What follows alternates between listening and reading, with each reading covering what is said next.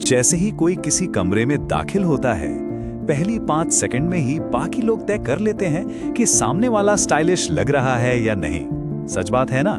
लेकिन हैरानी की बात यह है कि लगभग 90% भारतीय पुरुष वही एक जैसी और आसानी से ठीक की जा सकने वाली गलतियां बार बार करते हैं, जो पूरे लुक का कबाड़ा कर देती हैं।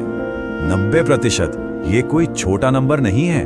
बिल्कुल, यही वो आम गलतियां हैं जो किसी भी बढ़िया आउटफिट को मिनटों में बर्बाद कर सकती हैं। लेकिन फिक्र की कोई बात नहीं है, क्योंकि आज के इस एक्सप्लेनर में एक ऐसा इंस्टेंट रोड मैप मिलने वाला है जो एक एवरेज दिखने वाले स्टाइल को बिल्कुल शार्प और धांसू बना देगा। तो चलिए सीधे इस रोड मैप पर चलते हैं। आज के सफर के 5 अहम पड़ाव हैं: प्रॉपर फिट का फाउंडेशन, कलर्स और फुटवेयर को मास्टर करना, डिटेल्स और ग्रूमिंग को परफेक्ट बनाना, ट्रेंड्स के आगे टाइमलेस स्टाइल को चुनना, और आखिर में एक 30 दिन की स्टाइल चेकलिस्ट। शुरुआत करते हैं पहले और सबसे जरूरी पड़ाव से, यानी प्रॉपर फिट का फाउंडेशन, जो किसी भी आउटफिट की जान होता है। गलत साइज के कपड़े, चाहे वो सांस रोकने वाले टाइट हों या फिर इतने लूज कि लगे जैसे बड़े भाई की शर्ट पहन लियो, दोनों ही बेहद अनकंफर्टेबल और स्लॉपी लगते हैं।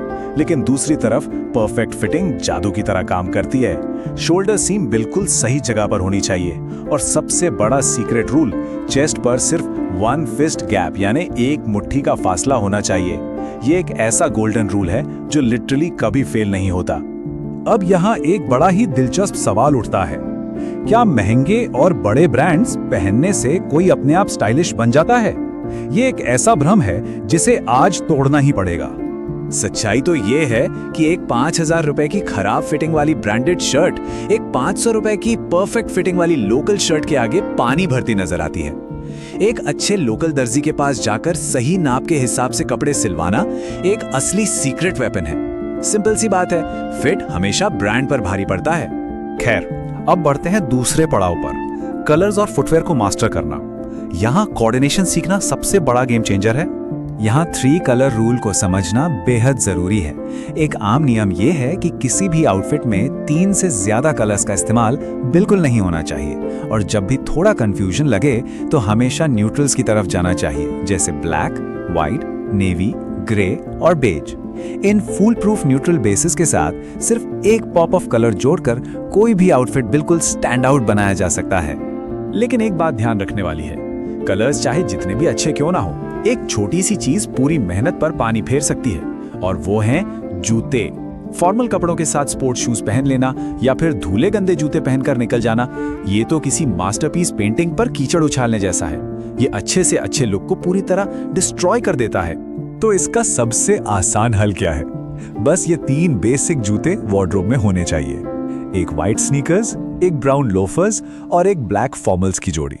सच मानिए, ये 3 साफ सुथरे जूते 90% वार्डरोब की जरूरतों को पूरा कर देते हैं। इसके आगे और किसी चीज का टेंशन लेने की जरूरत ही नहीं है।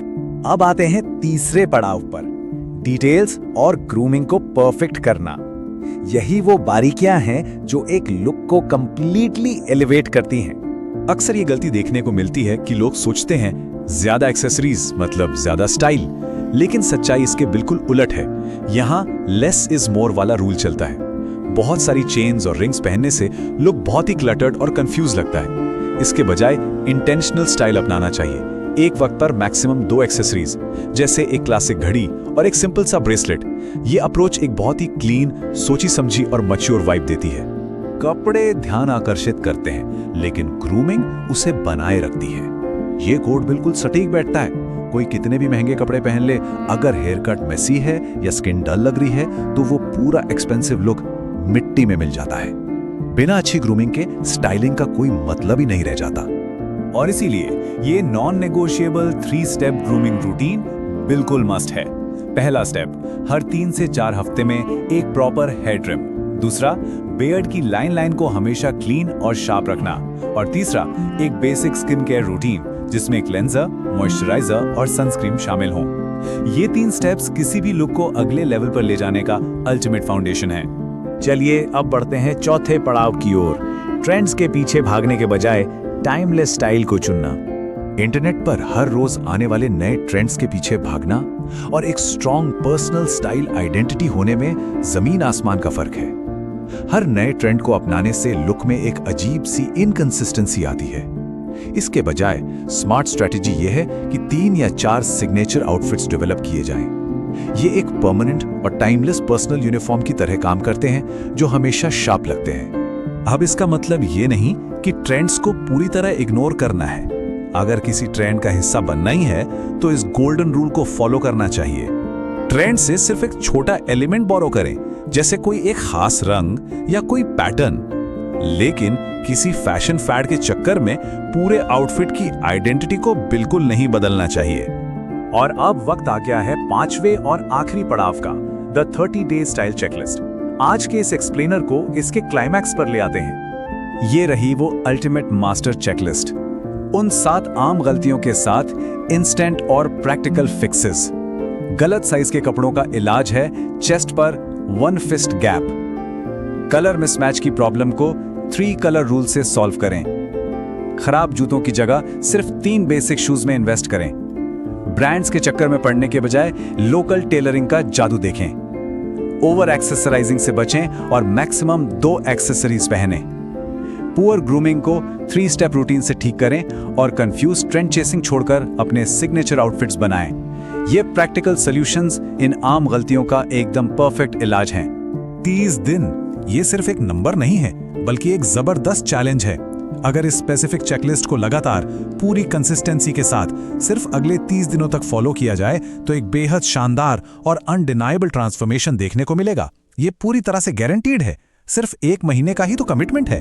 तो इस मजेदार चर्चा को खत्म करने से पहले एक बड़ा और विचारणीय सवाल छोड़कर जाते हैं।